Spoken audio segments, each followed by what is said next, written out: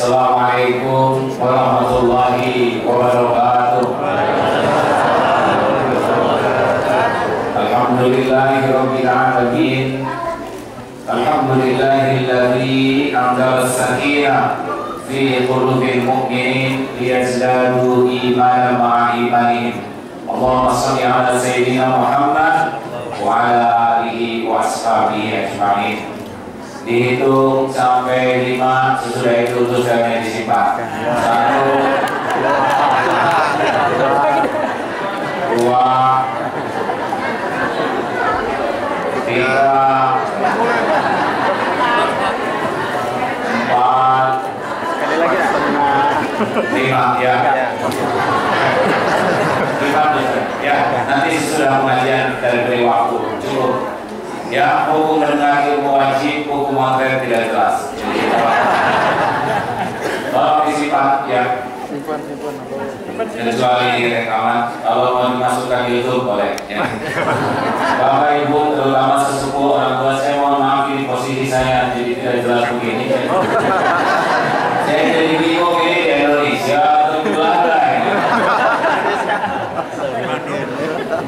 Terima kasih, dengar baik-baik. Jikalau Allah menghendaki sesuatu, innama amruhu idza arada syai'an ay yaqula lahu kun fayakun. Sepertinya takdir di sini ini benar-benar tidak ada yang merencanakan selain rencana Allah. Amin. Saya sendiri tidak menyangka sebagaimana saudara Sugaihan. Niat saya ke Jerman adalah nengok anak sekolah di Hamburg. Tapi kata guru saya, mulai 2012 harus dakwah. Jangan pergi kemana-mana kecuali harus jadi dakwah. Jadilah pemaritu dakwah saja terus seharian.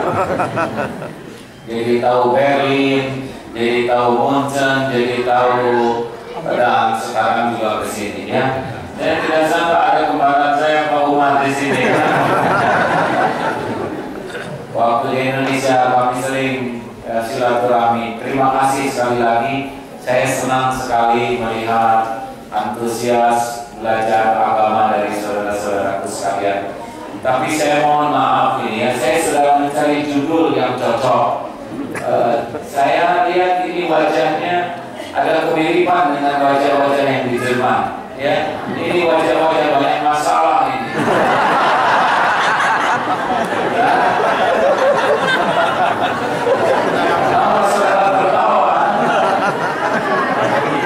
Benar Bu? Apakah Ibu banyak masalah? Tidak. Bapak banyak masalah? Banyak orang yang merasa tersinggung dianggap banyak masalah. Padahal kualitas seseorang ditentukan oleh masalah yang dihadapi. Jawab, apakah Nabi Muhammad punya masalah? Sedikit atau banyak? Ringan atau berat? Sederhana atau rumit?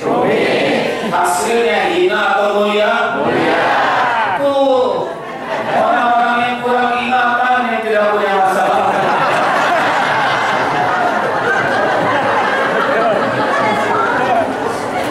Dia banyak masalah tapi nggak mau diingat. Ini yang dari Belanda Pak. Usahakan paham ya Pak ya. Ceramah kali ini sederhana saja. Kiat 5 cara menghadapi persoalan hidup. Setuju? Setuju. Karena agama hadir untuk jadi solusi. Islam hadir untuk jadi solusi, bukan untuk menjadi masalah. Jadi kalau kita belajar Islam dan jadi masalah, pasti ada yang salah. Islam diciptakan hadir untuk jadi solusi. Berikut ini 5 cara menghadapi persoalan hidup secara sederhana. Pendahuluannya, persoalan itu tidak bahaya. Hidup adalah perpindahan dari satu masalah ke masalah yang lain. Nah, Bapak kan sudah agak lama ya. Hanya agak lama, Bapak ya. Banyak masalah Pak, hanya Bapak terus. Ibu banyak masalah? Ya,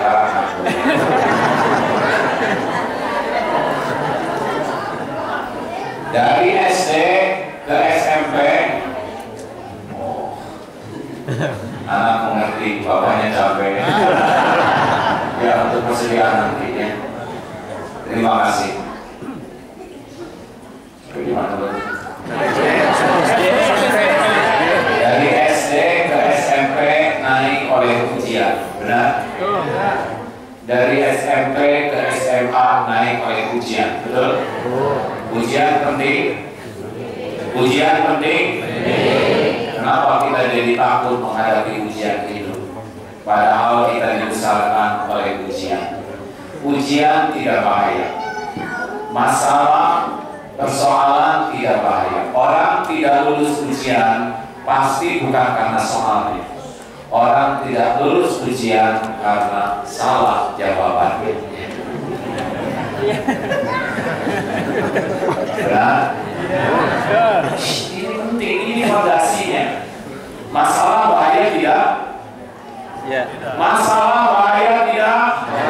Tidak. Yang bahaya adalah salah menyikapi masalah. Dihina bahaya? Dihina bahaya? Tidak. Yang bahaya adalah salah menyikapi penghinaan. Nabi dihina tidak? Nabi Muhammad dihina tidak? Jadi hina? Tidak. Tidak bahaya dihina itu, yang bahaya itu salah menyikapinya. Nabi dihina tapi disikapi dengan benar, naik derajat. Baik, teruskan. Terus. Satu, kunci pertama menghadapi persoalan hidup adalah hati harus siap menghadapi yang cocok dengan keinginan dan siap menghadapi yang tidak cocok dengan keinginan. Apa yang pertama? Siap menghadapi yang cocok dan siap menghadapi yang tidak cocok. Setiap payung sebelum hujan, siap hujan dan siap tidak hujan. Lebih tenang tidak? Nah, jawab.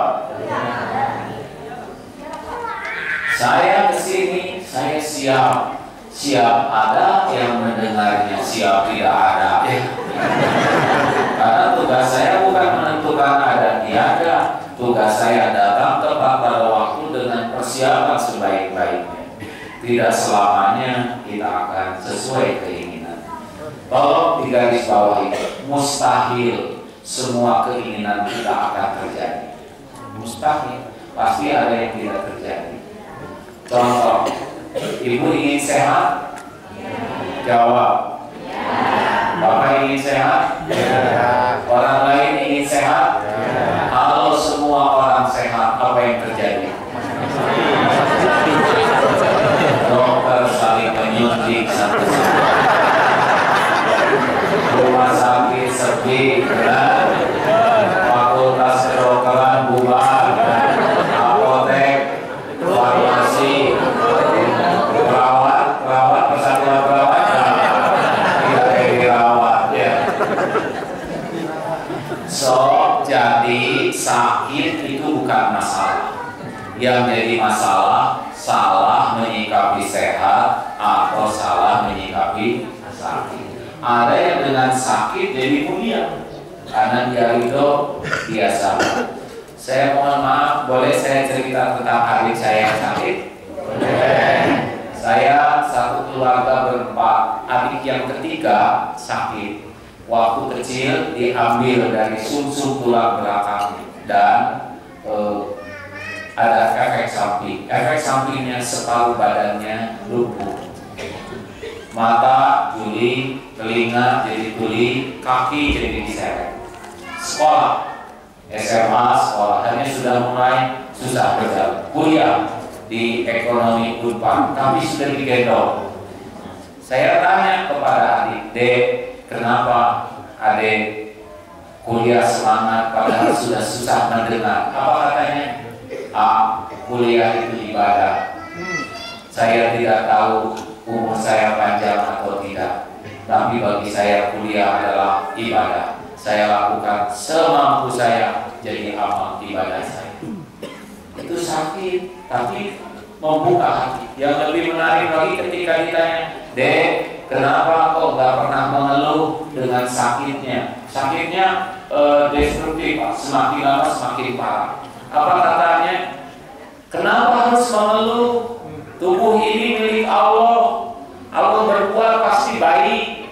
Orang lain mungkin banyak pahala karena banyak amal. Mudah-mudahan saya punya pahala karena saya sabar. Bisa belajar sabar. Tidak apa-apa, terserah Allah saja. Tidak ada perbuatan Allah yang jelek. Yang jelek adalah salah menyikapi. Adik saya meninggal di Papua, tapi hasilnya kakaknya jadi tobat, jadi ingat Allah, berkah dari orang yang sakit dan bisa menyikapi sakitnya, insya Allah dengan baik. Mudah-mudahan adik saya husnul khotimah. Setiap pahala yang saya dapatkan mudah-mudahan mengalirkan adiklah yang menjadi jalan saya bisa berubah pikiran, terbuka hati.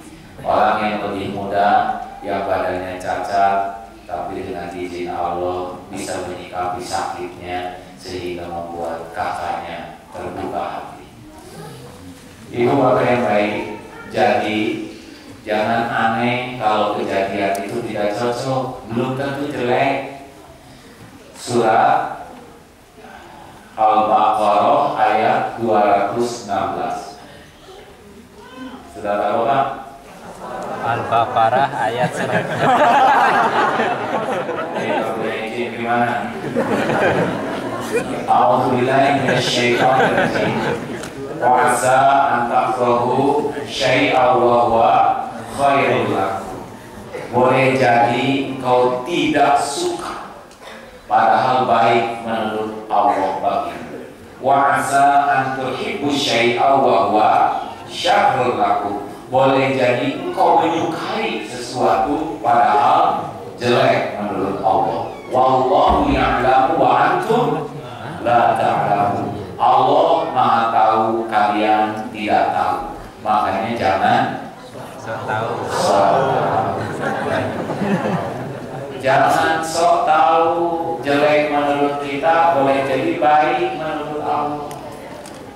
Saya malu kalau cerita pengalaman ini, tapi mudah-mudahan manfaat. Saya tidak membayangkan akan jadi begini karena ayah berkata cita-cita masuk akabri, tapi tidak jadi karena kurang tinggi.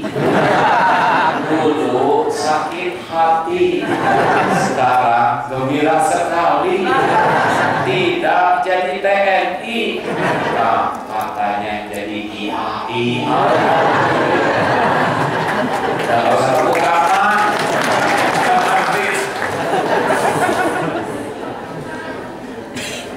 Jadi ternyata saya bersyukur ada yang gagal. Gagal itulah yang membawa kebaikan. Oleh karena itu jangan terburu-buru kecewa kalau ada hal yang tidak cocok. Karena tidak ada yang lebih baik dalam memberikan takdir kecuali Allah. Yang kita inginkan cenderung nafsu, tapi yang Allah inginkan pasti terbaik bagi orang yang beriman. Setuju? Makanya kalau bapak-bapak mesti mutasi, tenang saja.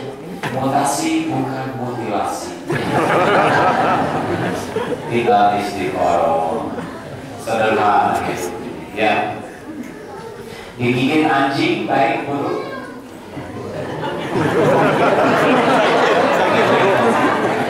Bingung.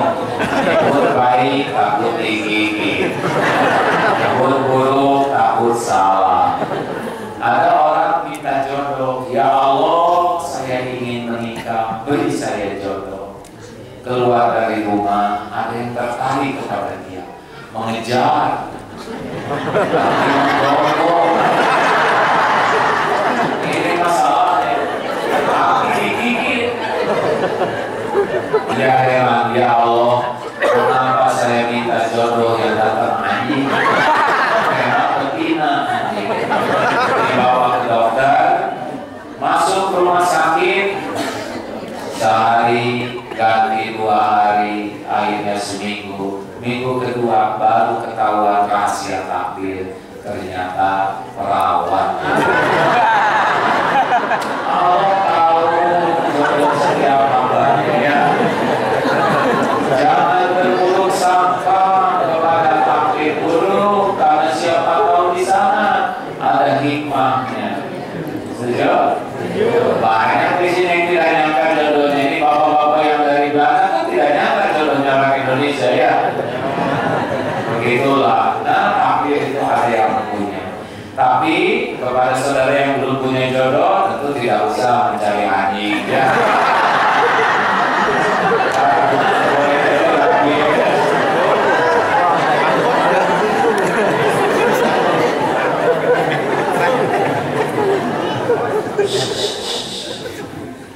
Niat, keinginan boleh, ikhtiar wajib, tapi jangan terkunci oleh yang kita sukai. Jangan terkunci oleh keinginan kita. Kita niat yang lurus, ikhtiar sempurnakan, sesudah itu serahkan kepada Allah. Biarlah apa yang terbaik menurut Allah saja yang terjadi. Betul? Karena apa yang terbaik menurut Allah pasti baik. Apa yang baik menurut kita belum tentu yang terbaik. Jangan banyak kecewa. Kecewa tidak menyelesaikan masalah. 2. Selama